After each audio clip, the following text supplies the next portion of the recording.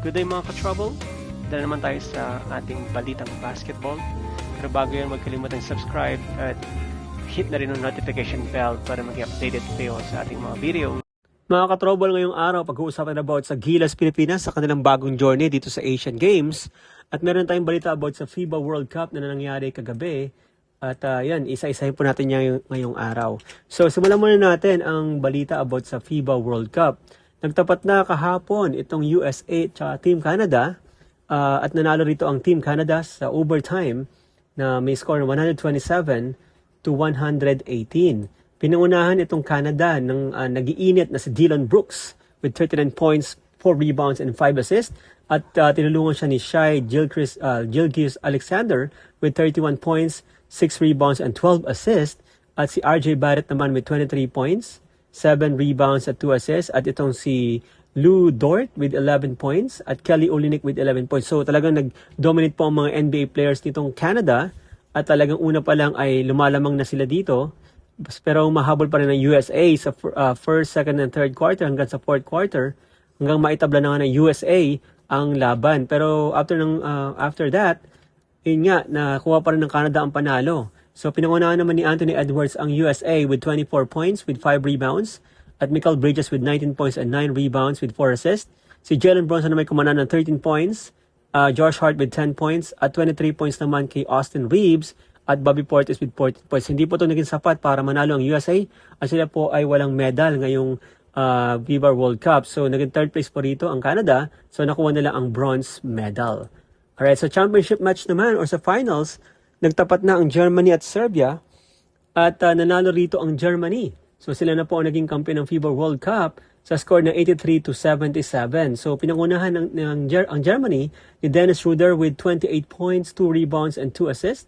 At tinulungan naman siya ni Franz Wagner with 19 points at si Voigtman with 12 points. At maganda rin ang ikot nitong Germany, ang kanilang ball rotation, almost similar naman sa Serbia. Serbia naman pinangunahan sila ni Bogdan Bogdanovic with 17 points, 3 rebounds and 5 assists. At itong kanilang top scorer na si Abranovic with 21 points at si Filip Petrusic with 10 points at si Marinkovic with 9 points. So hindi po naging sapat ito para matalo ng Serbia itong Germany at makuha ng Serbia ang silver medal, samantalang ang Germany na tinanghal na kampiyon at nakuha nila ang gold medal dito sa FIBA World Cup at tinanghal na best player or the MVP sa FIBA World Cup itong si Dennis Schroeder. So magandang bagay ito or malaking panalo ito para sa Germany. Ito ang kauna-unahan nilang kampinato dito po sa international world stage, lalo na dito sa FIBA Asia. So congratulations sa Team Germany at of course sa Serbia at pati na rin dito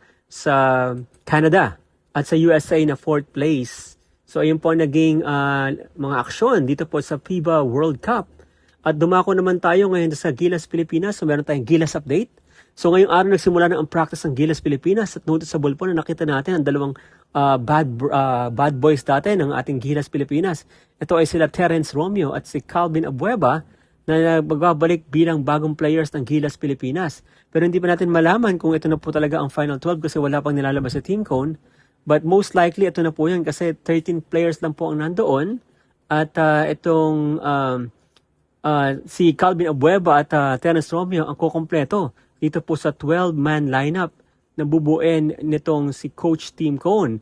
At kasama niya rito ang kanyang teammate sa San Miguel na si Mo Tautua at ang teammate naman nila Scottie Thompson na si Stanley Pringle at isang bagong player dito sa Gilas na si Jason Perkins ng Phoenix Fuel Master.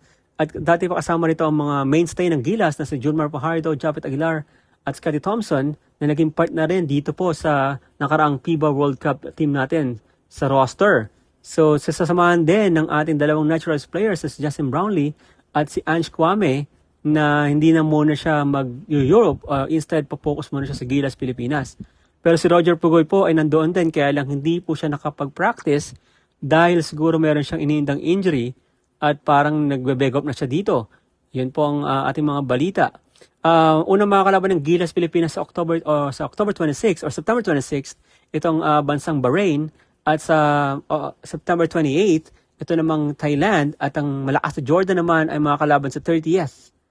At dalawang mananalong team dito or top 2 teams ay aabante para sa Group C, advancing sa knockout playoffs na po. Iyon po ang maging format natin. So we have to win at least 2 dito sa dalawang or sa tatlong mga kalaban natin. So malaking bagay ito para sa Gilas Pilipinas, lalo na makapaglaro na ang dating mainstay ng Gilas na sila Terence Romeo at itong si Calvin Abueva, kasama pa ito si Stanley Pringle, Moto Tua.